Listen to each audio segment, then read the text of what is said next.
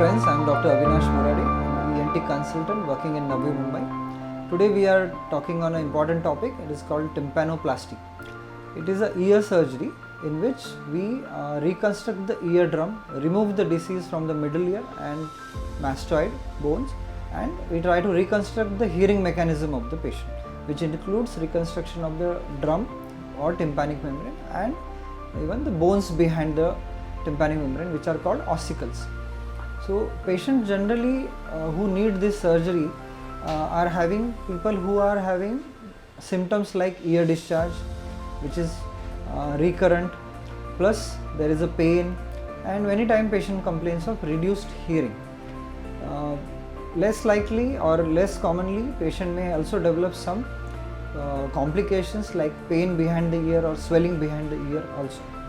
So if any person having these symptoms, if you consult a doctor, first we do a otoscopic examination, find out the drum, condition of the drum, how much is the perforation, if there is a discharge, we treat the patient first with the medicines and ear drops and try to reduce the infection first.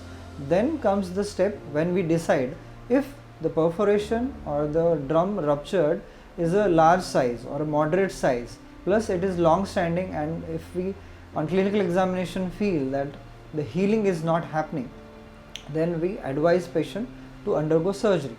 Very smaller perforations or a first incidence of ear discharge, depending on examination and clinical findings, may not always require a surgery and can heal on its own.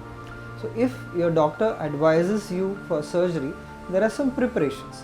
We ask the patient to get the hearing test or audiogram done before surgery.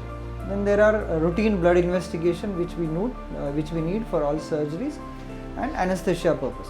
So this surgery is commonly done in local anesthesia or general anesthesia, depending on the age of the patient and time required expected during the surgery. Normally surgery requires around a time of say 1 hour.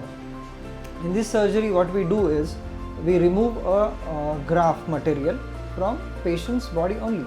So there is an excessive tympanic membrane like material or drum like material in the body, which we use as a graft to reconstruct the eardrum.